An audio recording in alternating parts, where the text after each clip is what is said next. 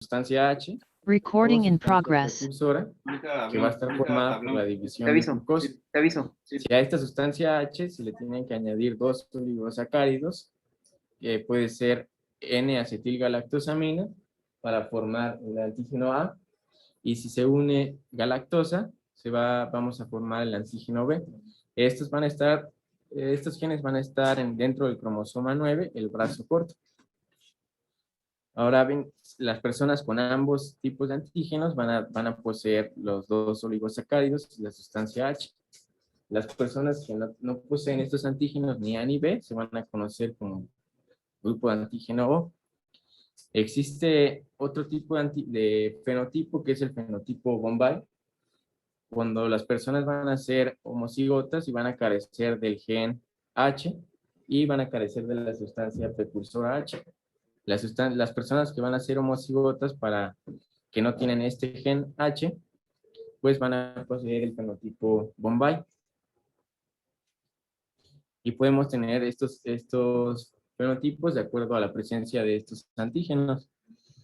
Cuando tenemos presente el antígeno A, pues vamos a desarrollar anticuerpos anti-B o isoglutaminas anti-B, mientras que las personas con antígeno B van a poseer isoglutaminas o anticuerpos contra el antígeno A. Las personas con ambos antígenos, que son antígeno A y B, son las denominadas receptoras universales, porque no van a poseer anticuerpos ni contra A ni contra B, mientras que las personas con antígeno O van a ser los donadores universales, porque no poseen ningún antígeno, no poseen antígeno A ni B, y no van a ser reconocidos por ninguna isoglutinina A, B ni O. Aquí está lo que les comentaba del fenotipo Bombay. Esto es por la ausencia de la sustancia H, y las personas que van a ser homocigotas para este fenotipo solamente van a ser compatibles con donantes que son igualmente homocigotos para ese fenotipo, que van a carecer de la sustancia H. Asimismo, podemos hablar de otros dos fenotipos, de un fenotipo secretor o no secretor, de acuerdo si se secretan estos antígenos, como el A, B y el H, en diversas secreciones, como la saliva. Si encontramos estos antígenos en saliva, pues podemos hablar que es un fenotipo secretor, mientras si no los encontramos, pues hablamos que es un fenotipo no secretor. ¿Hasta ahorita esto sí se entiende? Eso está bien. El otro sistema de grupo antígeno, es el segundo en importancia, va a ser el sistema RH. Los antígenos RH van a estar unidos a la membrana eritrocitaria en forma de proteínas, y hasta ahorita no se ha encontrado una función definida. Dos genes del RH que se van a ubicar en el cromosoma 1, va a ser un gen RHD y el otro es el gen RHC. El gen RHD es el que va a codificar para la proteína RHD, y la presencia de esta proteína o antígeno D va a conferir si es RH positivo o RH negativo. Las personas que tienen la presencia de este antígeno, que es el antígeno D, pues van a ser con RH positivo, y las personas que van a carecer de él, hasta un 15%, son RH negativo. La presencia de este antígeno puede ocasionar la producción de anticuerpos o aloanticuerpos anti-D, y son de tipo IgG y van a poseer la capacidad de realizar reacciones hemolíticas transfusionales o reacciones hemolíticas neonatales.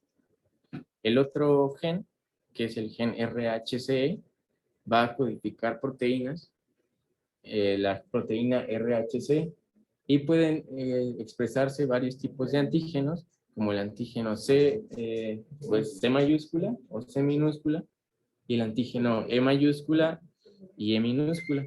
De acuerdo a la expresión de estos tipos de antígenos, se pueden distinguir 8 haplotipos, que son los que están en la parte inferior de la diapositiva. Esta gran diversidad de antígenos pues va a comprender una gran expresión de los antígenos RH, pero estos van a ser una expresión débil o parcial. El que más genera la reacción transfusional va a ser la presencia del antígeno D. Existen a su vez otros sistemas de grupos sanguíneos que es el sistema Lewis, o el sistema Kell, el sistema Duffy, KIP, el sistema I o el sistema MNS. Ahorita los vamos a describir un poco en las diapositivas siguientes, pero a manera de resumen, el sistema de antígenos del grupo Lewis, este va a carecer de significancia transfusional porque la mayoría de los anticuerpos que se generan contra estos antígenos, que es el antígeno fenotipo LEA' y LEB', van a ser por lo general de tipo IgM y van a carecer de significancia transfusional. Mientras que los antígenos Kell, el Duffy y KIP, estos sí van a ser de tipo IgG y pueden ocasionar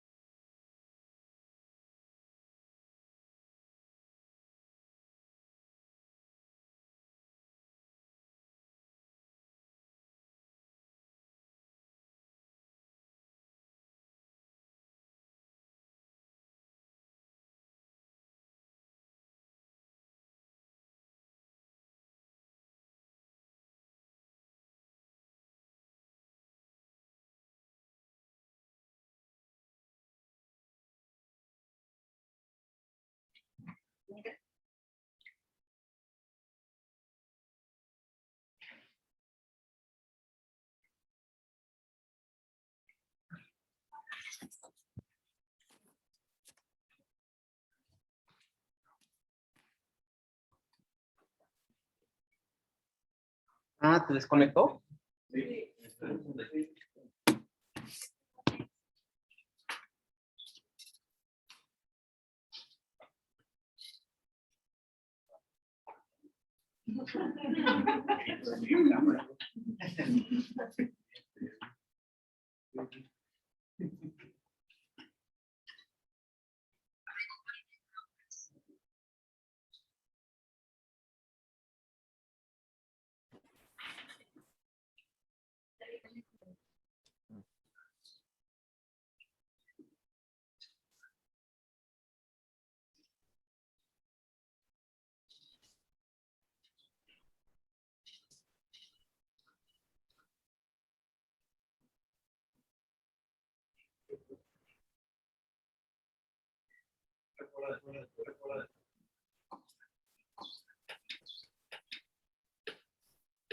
¿Ya lo escucho, no?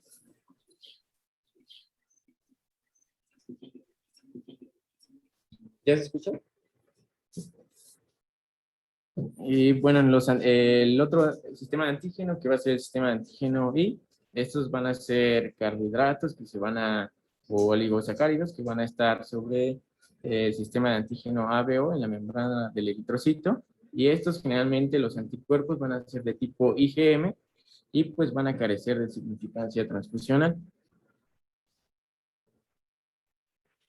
Aquí los vamos a describir un poco por separado, que es, vamos a empezar con el antígeno Lewis, que van a ser antígenos, van a ser carbohidratos transportados por glucolípidos. Y pues tenemos dos fenotipos, que va a ser el fenotipo LEA' y LEB'.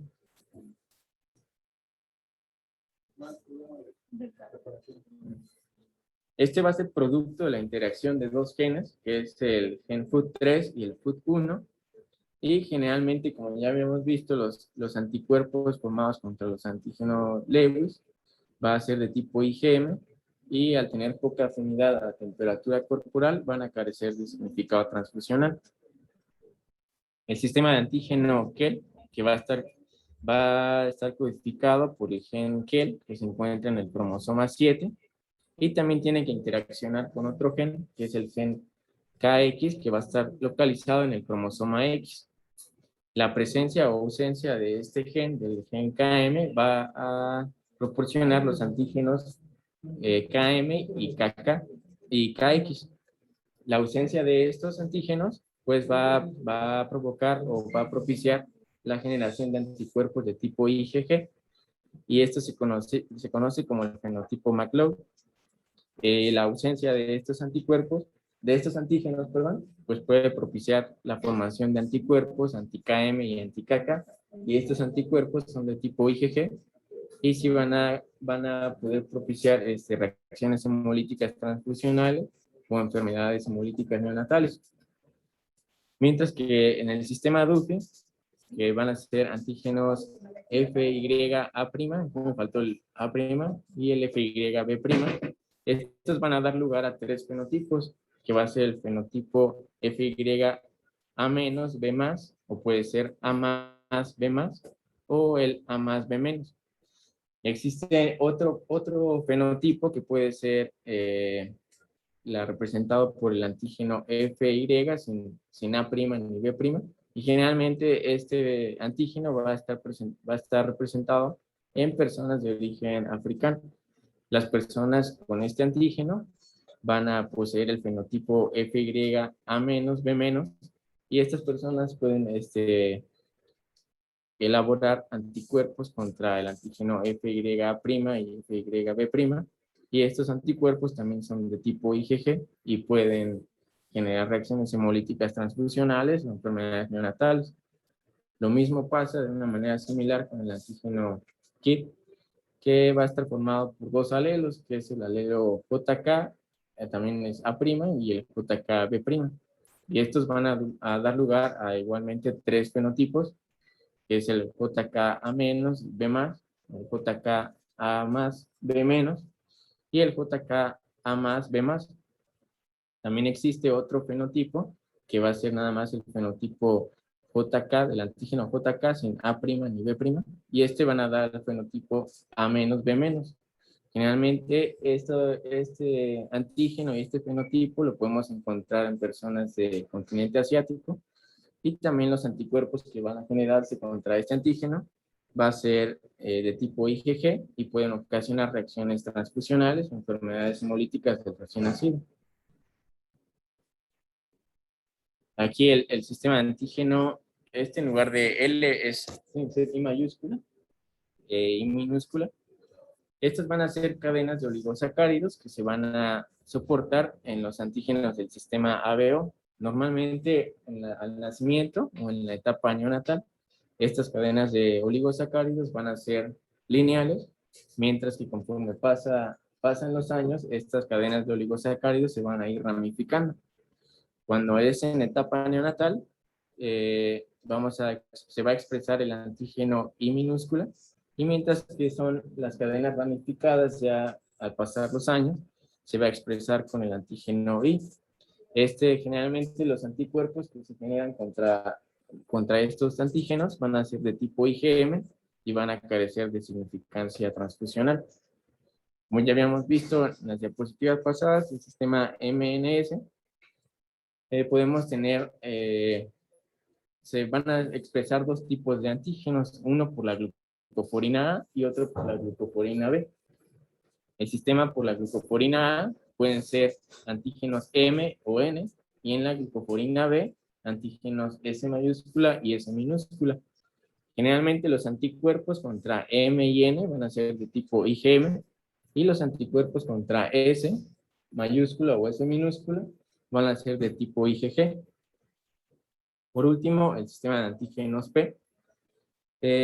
Cierto grupo de personas, que es de 1 a 1 millón, va a carecer de este antígeno y va a expresar el fenotipo PP1PK. Las personas pueden generar anticuerpos contra la ausencia de este antígeno y pueden ser de tipo IgG, y estos sí van a ocasionar reacciones hemolíticas transfusionales, pueden ser muy graves. Antes de la transfusión, pues tenemos que hacer pruebas de tipificación. Podemos encontrar la prueba de tipo anterógrado o la tipificación invertida. La de tipo anterógrado va a estar determinada, se determina el fenotipo, ya sea A, B, U o RH, se va a determinar en los eritrocitos del receptor. Esto al utilizar antisuero, que va a estar dirigido contra los antígenos A, B o el antígeno D. Y en la tipificación invertida, lo que se va a detectar son los anticuerpos en el suero del paciente. Cuando nosotros sospechamos que alguna persona pudiera tener aloinmunización, o que sobre todo las personas que han recibido múltiples transfusiones o personas con antecedentes de embarazos, podemos solicitar reacciones cruzadas, esto para verificar la ausencia de cualquier incompatibilidad mayor en caso de que estas reacciones cruzadas no sean reactivas. Y en el caso de los pacientes con antígeno RH negativo, se debe evitar siempre la inmunización a los antígenos D, porque pues sí pueden ocasionar reacciones hemolíticas transfusionales y enfermedades neonatales graves. Este es un como esquema de los componentes de la sangre. Podemos tener que de la sangre entera, generalmente puede ser de 450 mililitros. Vamos a obtener diferentes, al procesarse esta sangre entera, vamos a obtener diferentes componentes. Pues al principio obtenemos un concentrado eritrocitario y un plasma rico en plaquetas. Cuando se centrifuga ese plasma rico en plaquetas, obtenemos una unidad de plaquetas de un donante al azar y una unidad de plasma fresco congelado. Al descongelar esta unidad de plasma fresco congelado, obtenemos lo que son los crioprecipitados, y esto porque se favorece la precipitación de las proteínas plasmáticas. También podemos obtener, por medio de la técnica de aféresis, podemos obtener aféresis plaquetarias que van a ser obtenidas de un solo donante, y estas van a equivaler a más o menos 5 o a 6 unidades de plaquetas obtenidas de la forma tradicional, que fue la forma pasada. Y tiene la característica de esta aféresis plaquetaria que van a tener menos cantidad de leucocitos, y con esto pues podemos disminuir la frecuencia de reacciones hemolíticas transfusionales que vamos a ver posteriormente. Asimismo, de derivados del plasma, podemos obtener proteínas como albúmina, inmunoglobulina intravenosa, o concentrados de los factores de la coagulación y de antitrombina.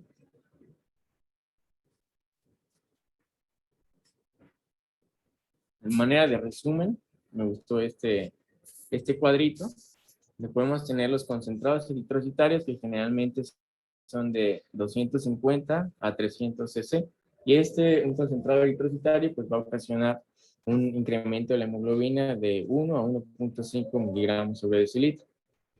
Las plaquetas de sangre entera, en conjunto de 4 a 6 unidades, van a aportar 50 a 70 cc o 50 a 70 mililitros, y estos van a provocar un incremento de aproximadamente de 5 a 10,000. Mientras que en las aféresis plaquetaria tienen más volumen, que es de 200 hasta 400 mililitros. En el plasma fresco congelado, que puede variar de 200 a 250 mililitros, ahí vamos a tener lo que son proteínas plasmáticas, factores de coagulación, proteínas C y S y antitrombina. Y generalmente la transfusión de estos plasmas frescos congelados incrementa los factores de coagulación en casi 2%. Los crioprecipitados pues van a ser ricos en fibrinógeno, factor 8 y factor de von Willebrand, y puede ocasionar un aumento de fibrinógeno en plasma desde 0.3 a 1 gramo por litro.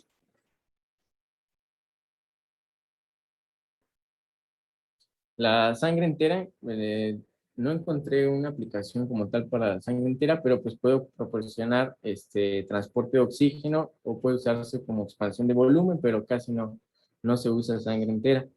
Esta se almacena a 4 grados centígrados para conservar la viabilidad de los eritrocitos, pero lo que ocurre es que hay disfunciones plaquetarias y degradación de algunos factores de la coagulación.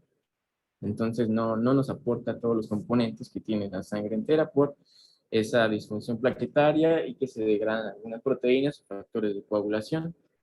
Es por eso que se obtienen los componentes de la sangre entera, como los concentrados eritrocitarios.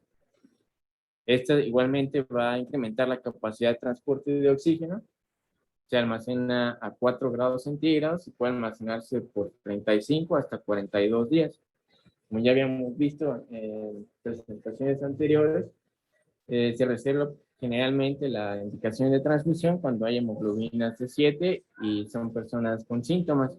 Generalmente concentraciones de hemoglobina de 8 van a ser suficientes para mantener el suministro de oxígeno en el organismo.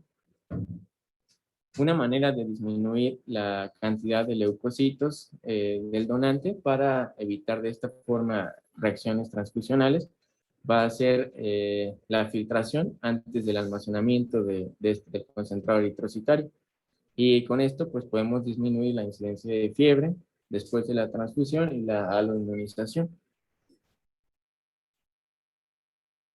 Las plaquetas pueden ser almacenadas en plasma o en solución aditiva.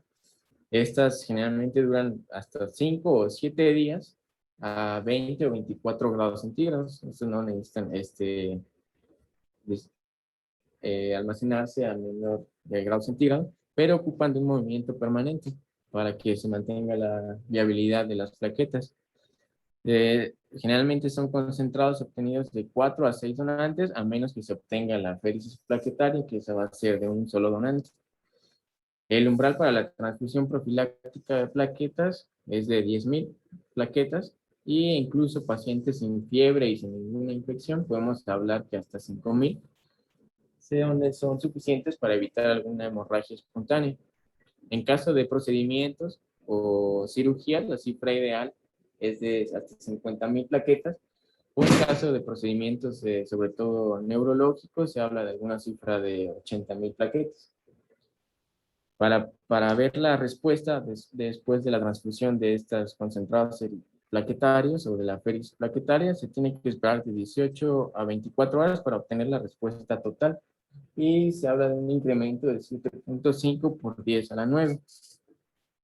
Cuando nosotros tenemos la sospecha de que en pacientes, sobre todo que han recibido múltiples transfusiones, que pueden presentar aloinmunización contra algunos antígenos específicos de las plaquetas o contra algunos antígenos leucocitarios, se tiene que valorar esa resistencia a la transfusión de las plaquetas, y se utiliza esta fórmula del incremento del recuento corregido, que va a ser, aquí no es el recuento previo a la transfusión, sino es el recuento posterior a la transfusión, menos el recuento previo a la transfusión, entre el número de plaquetas transfundidas por la superficie corporal en metros cuadrados.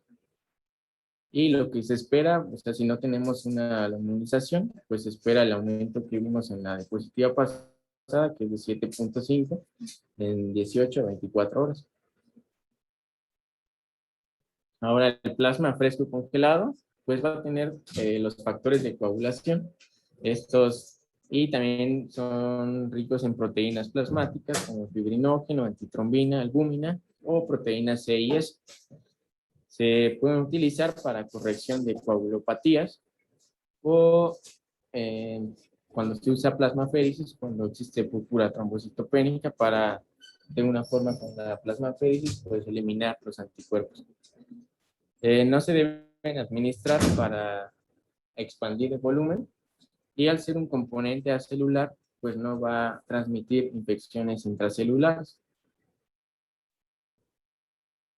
Los críos precipitados van a ser una fuente de fibrinógeno y de factor 8, así como de factor von Willebrand. Cada unidad de crioprecipitados contiene hasta 80 unidades de factor 8, y pues es ideal para suministrar el fibrinógeno en pacientes con hipofibrinemia. Entonces, podemos utilizarlos para el aporte de fibrinógeno, factor 8 y factor de von Willebrand. En los derivados del plasma podemos obtener ciertas proteínas como son la albúmina, la inmunoglobulina intravenosa o los factores de coagulación. Vamos a pasar a lo que son las reacciones transfusionales. La mayoría de las reacciones transfusionales hoy en día no son mortales, pero cuando se sospeche de una reacción adversa, es necesario interrumpir la transfusión inmediatamente, y se tiene que informar al banco de sangre para poder realizar las investigaciones pertinentes. Podemos dividir en dos las reacciones transfusionales inmunitarias y reacciones transfusionales no inmunitarias.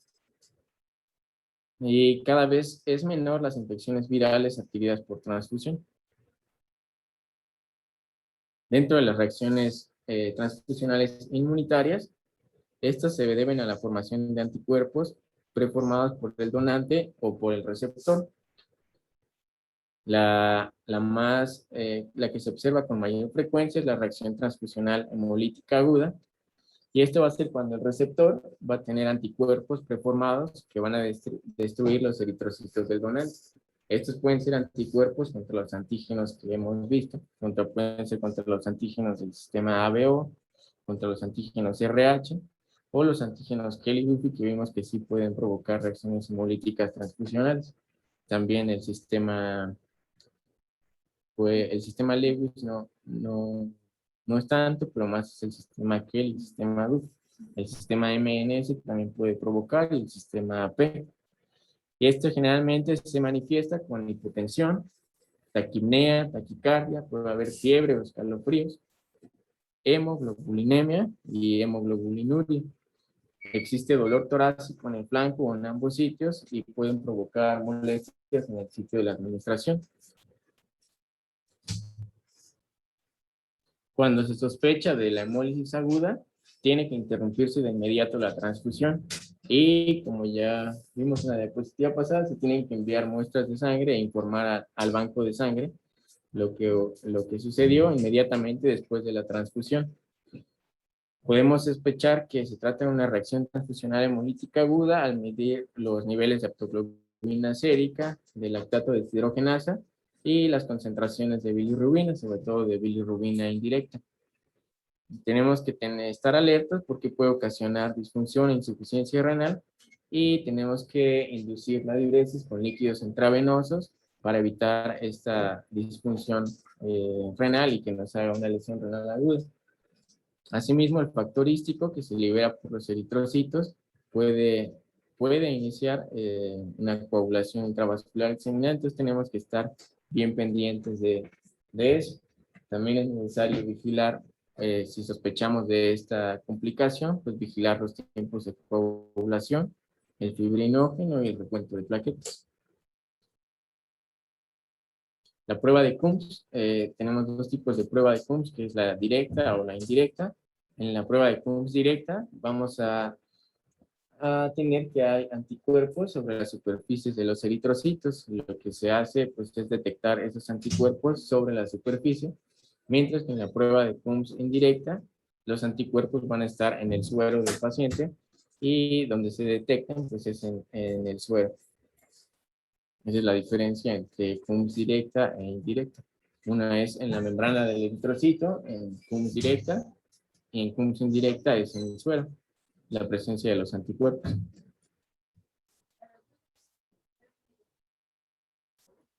Otro tipo de reacciones, que esta es la reacción transfusional febril no hemolítica, y esta va a estar caracterizada por un incremento de la temperatura de hasta 1 grado centígrado. Para poder diagnosticar esta reacción transfusional, primero tenemos que descartar otras causas de fiebre. Y pues tiene la característica de que sucede este incremento de la temperatura cuando se está realizando la transfusión o pocas horas después de la transfusión. Generalmente esta reacción febril va a estar producida por los anticuerpos dirigidos contra los leucocitos del donante. Es por eso que muchas veces se hacen ciertas técnicas para disminuir el aporte de leucocitos del donante, como habíamos visto en los concentrados eritrocitarios que se filtran antes del almacenamiento para disminuir el aporte de leucocitos. Entonces van a estar provocados por anticuerpos dirigidos contra los leucocitos, también por citocinas que se liberan de los hemoderivados, y generalmente son estas todas las causas de las reacciones febriles. Aquí está lo del uso de hemoderivados con bajo contenido de leucocitos, puede evitar o retrasar la sensibilización a los antígenos leucocíticos, y con esto disminuir el número de reacciones febriles, transfusionales febriles. Las reacciones alérgicas son otro grupo de reacciones. Pueden ser urticariformes. Generalmente están relacionadas por las proteínas plasmáticas que se transfunden en los componentes sanguíneos. De igual forma, se tiene que interrumpir de manera transitoria la administración de los componentes sanguíneos, y se puede utilizar la administración de antihistamínicos como difenhidramina. Cuando son reacciones no urticariformes, sino reacciones anafilácticas, aquí se tiene que suspender la transfusión y esto puede tener síntomas como disnea, tos, hipotensión, broncoespasmo, estado de choque y paro respiratorio. Aquí tenemos que detener inmediatamente la transfusión y administrar la epinefrina intravenosa. Podemos observar este tipo de reacciones anafilácticas en aquellos pacientes sobre todo con déficit de IgA, en donde la administración de componentes con esta inmunoglobulina IgA va a provocar esta reacción anafiláctica. Es por eso que en pacientes con deficiencia de IgA necesitamos transfundir o recibir plasma con bajo contenido de IgA.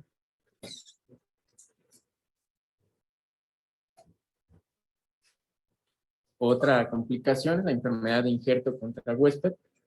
Esta es la complicación más frecuente que podemos observar en trasplante de células madre halógenas.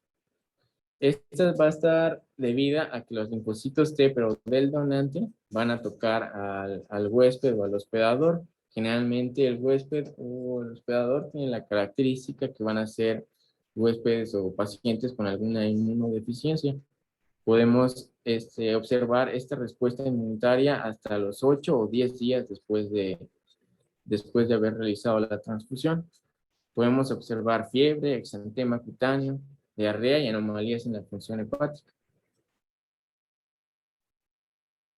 Esto puede evitarse disminuyendo los leucocitos del donante y se puede utilizar radiaciones de los componentes celulares antes de la transfusión. Sobre todo, esto se hace en pacientes con riesgo, que son pacientes con alguna inmunodepresión, o también pacientes que van a ser receptores de unidades provenientes de algún familiar cercano.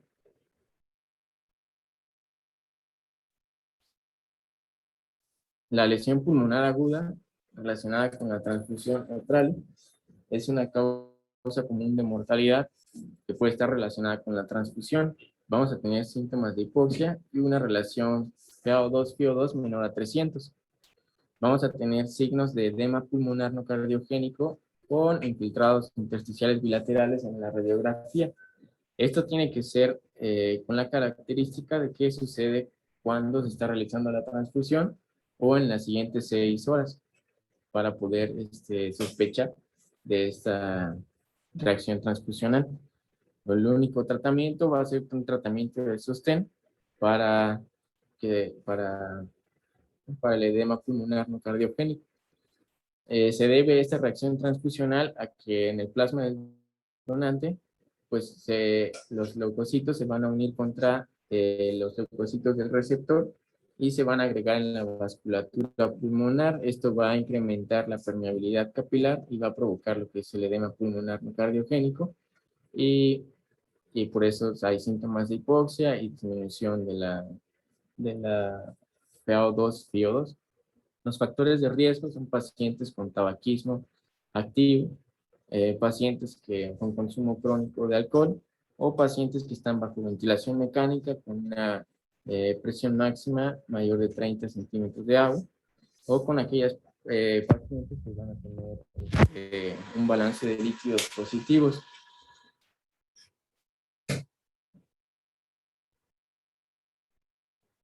En púrpura transfusional, vamos a observar una trombocitopenia, pero esto puede ser hasta 7 o 10 días después de la transfusión de las plaquetas. Generalmente lo podemos encontrar en mujeres y estos pues va a ser debido a anticuerpos contra los antígenos plaquetarios. Tenemos que tener cuidado porque transfusiones adicionales de plaquetas puede empeorar el cuadro y se deben evitar estas transfusiones adicionales de plaquetas. El tratamiento puede ser con inmunoglobulinas intravenosas o con plasmaféresis para poder eliminar esos anticuerpos.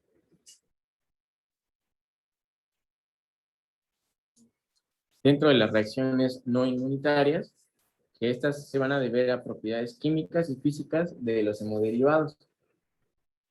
Podemos tener la sobrecarga de líquidos, podemos ocasionar con rapidez una sobrecarga circulatoria y vamos a tener síntomas como disnea y una disminución de la saturación de oxígeno al aire ambiente. Igualmente vamos a observar infiltrados bilaterales en la radiografía de tórax por congestión. Y pues tenemos que tener cuidado con el aporte del volumen para evitar esta complicación que es la sobrecarga de líquidos. Podemos usar diuréticos para tratar de no sobrecargar a nuestro paciente. Otra complicación puede ser la hipotermia, porque algunos componentes sanguíneos se almacenan pues hasta como los plasmas frescos congelados a menos 18 grados centígrados, o los concentrados eritrocitarios, que generalmente es a 4 grados centígrados. Estos, al administrarse de manera rápida, pueden ocasionar hipotermia. Toxicidad por electrolitos, sobre todo en pacientes con enfermedad renal crónica, porque en los componentes de los eritrocitos, cuando se almacenan, van a ocasionar salida de algunos componentes, como son electrolitos. Y en pacientes con insuficiencia renal, pues podemos propiciar hipercalemia, y pues tenemos que tener cuidado con este tipo de pacientes. Asimismo, el citrato, que es un anticoagulante que se utiliza para almacenar los componentes sanguíneos, puede producir quelación del calcio. Esto va a inhibir la cascada de coagulación y podemos tener algunos síntomas de hipocalcemia, que pueden ser parestesias peribucales, sensación de hormigueo en cara o en dedos de manos o de ambos pies, pero generalmente es transitorio porque este citrato se va a metabolizar con rapidez a bicarbonato, y usualmente no es necesaria la administración de calcio cuando se presenta esta situación.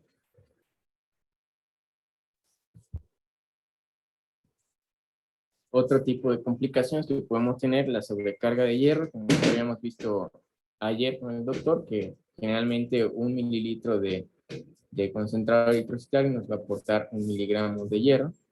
Y esto se puede ver con aquellas personas cuando ya han recibido más de 100 concentrados eritrocitarios a lo largo del tiempo, que puede ocasionar una carga de hierro corporal de hasta 20 gramos.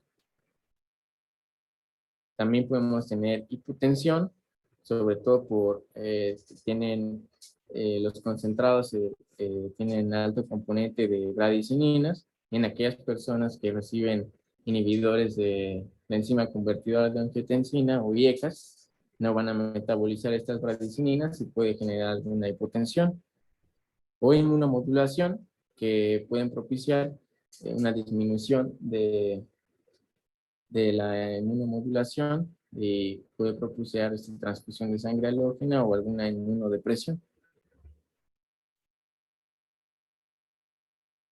Dentro de las complicaciones infecciosas, para evitar este tipo de complicaciones, pues ya se han realizado múltiples pruebas en sangre del donante para detectar la presencia de agentes infecciosos. Es por eso que ahorita no se observan muchas complicaciones infecciosas relacionadas a la transfusión por estas pruebas que se utilizan. Pueden ser amplificación de ácidos nucleicos, mediciones de anticuerpos contra patógenos, y siempre se tiene que verificar la esterilidad de los productos plaquetarios, de todos los componentes que vamos a usar para transfusión. Normalmente se hacen pruebas contra el virus de hepatitis C, y se analizan anticuerpos contra virus de hepatitis C, y se busca el RNA del mismo virus. También se realizan pruebas contra el virus de inmunodeficiencia humana, se van anticuerpos contra este virus, también se busca el antígeno P24 del virus y el RNA. Asimismo, del virus de hepatitis B, donde se busca el antígeno de superficie del virus de hepatitis B, y también se realizan pruebas de amplificación de ácidos. También se busca contra hepatitis E. A veces no se transmite por medio de transfusión, pero sí puede provocar una enfermedad crónica, y se busca la presencia de este virus. También la presencia de citomegalovirus o de parvovirus.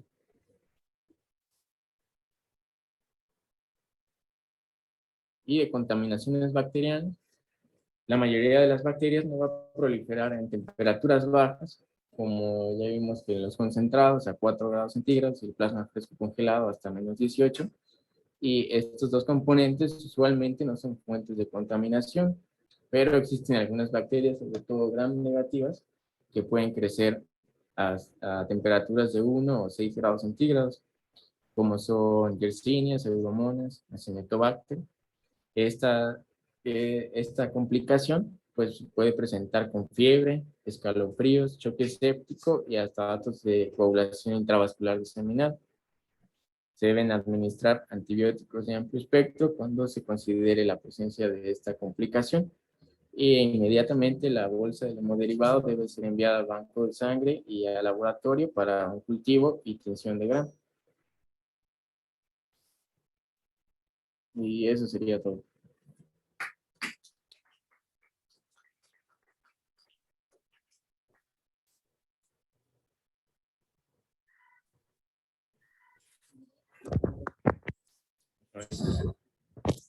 Muy bien, no sé si tengan alguna pregunta. Muy bien, no sé si tengan alguna pregunta. Por Álvarez nos quisiera hacer algún comentario. Álvarez nos quisiera hacer algún comentario.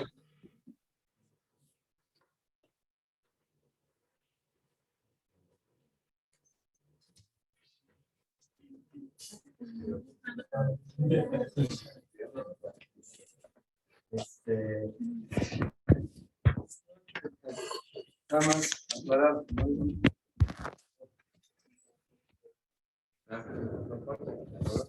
por frecuencia. Creo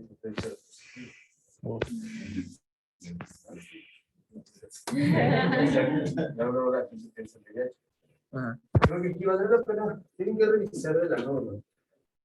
¿Con qué van a transferir? Mucha gente son A, B. El cuadro se lo tiene que saber de memoria. ¿Por qué se lo tiene que saber de memoria? No hay opción. Ustedes son la primera línea de defensa. Que tienen que tomar esa decisión. De pronto van a estar con un paciente, de que todavía no baja o no aparece, y tienen que tomar esa decisión. Entonces, tienen que revisar. Que no crean, lo voy a hacer examen al final. No me lo pido dar esto y lo voy a hacer. Pero tienen que saberlo. Ya les dijo el doctor, 775, incluso pacientes en terapia. Ya no es como antes de, ay, es que tiene menos de 10 de hemoglobina. Ni siquiera en pacientes con cardiópatas. Antes, no, los cardiópatas menos de 10 no hay que tener.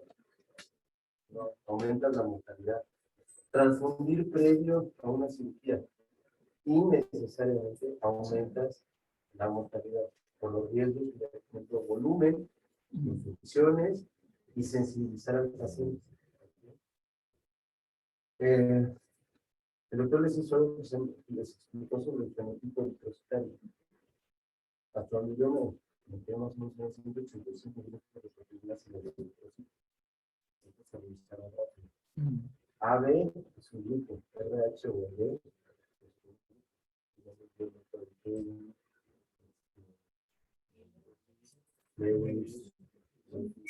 Entonces, cuando un paciente lo transfunde y de pronto empieza a hacer relaciones políticas, tienen que pedirle y lo hace. Anticuerpos irregulares para determinar si hay anticuerpos contra. Y si los hay, lo siguiente es que al momento de cruzarlo, tiene que cruzarse con fenotipo eritrocitario. La inmunomática tiene que revisar el fenotipo de uno del paciente y buscar que tenga esa. No, les va a estar inmunizado. Entonces,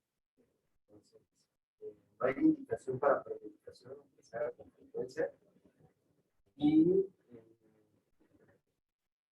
transfundir indiscriminadamente, incluso plaquetas, les va a generar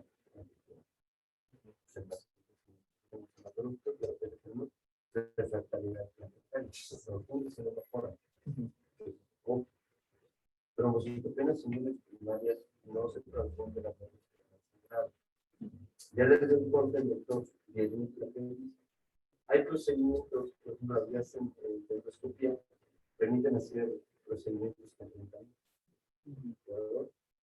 Lo ideal para mantener una buena acumulación son 100.000 plaquetas, pero existe cierto porcentaje de ciertos rangos que pueden. Es muy raro que estemos hablando de acá.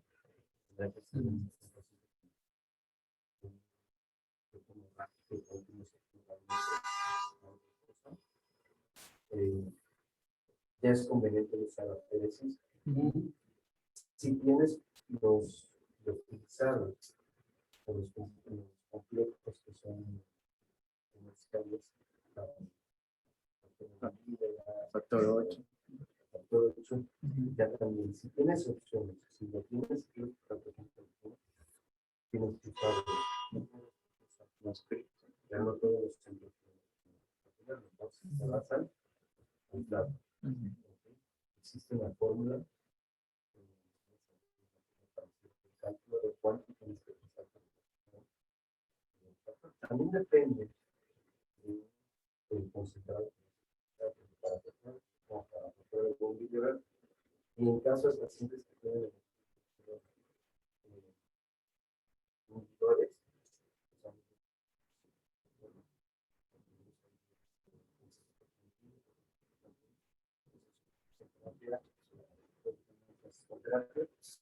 también en pacientes con hemorragia, es indicado el uso de complejos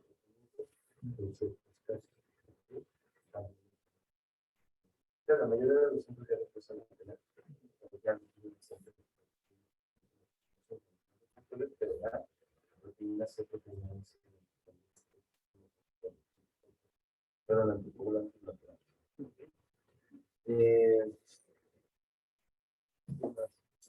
Faltaría factores del donador, por ejemplo, el plasma,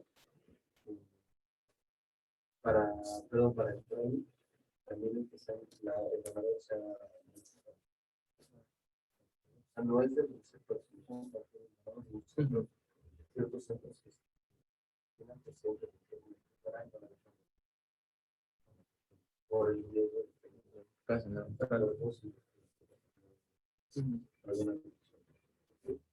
entonces sí creo que lo del cuadro, hay un cuadro para sí. ver ¿Cuánto ponerlo eso? El grupo tiene que salir. ¿Okay? Sí. Eso sí lo tiene que ver, porque eso es lo que va a tocar a ustedes sobre todo. Ya somos 7, 5, tienes que tener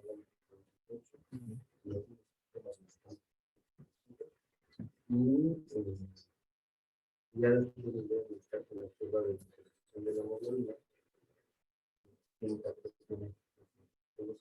cómo se mueve. ¿Okay? Entonces no siempre se perjudica. ¿Qué costumbre?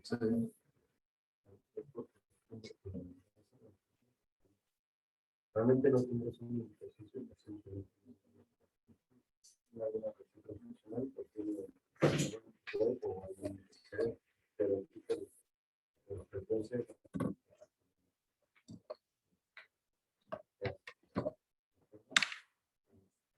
si tienes antecedentes de si vale la pena, incluso si no por ahí es no puedes recibir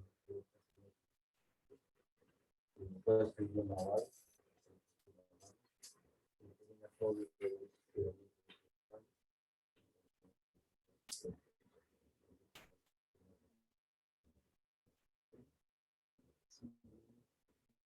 y la sobrecarga de hierro.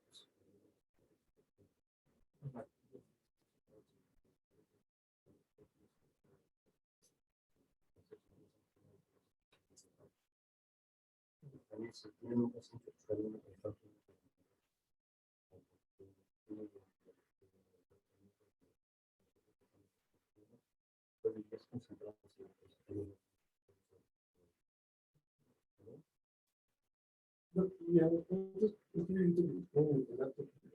En algunos casos disponen de tampoco lo digo, no es mejor descifrar el citrato y el calcio, pero yo recuerdo que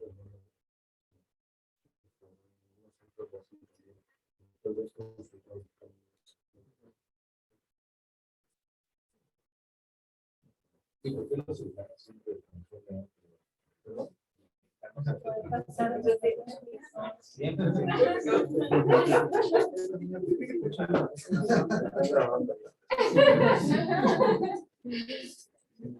El apoyo profesional de la Secretaría de nuestra necesitada de la maternidad y el video.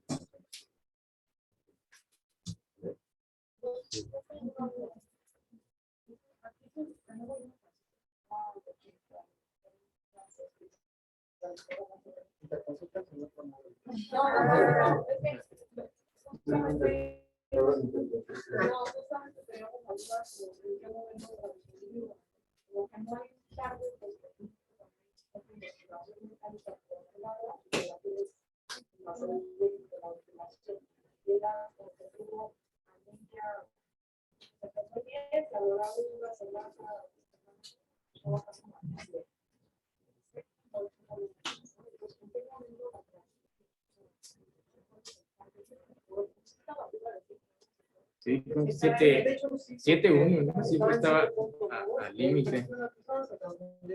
Sí. Sí. Ya, en ese momento no hubo necesidad. De hecho, cuando la pudimos sacar de la claro.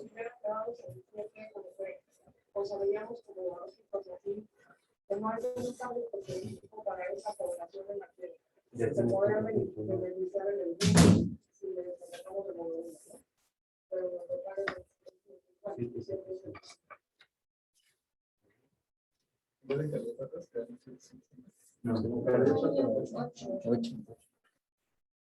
Por ahí entonces tienen 10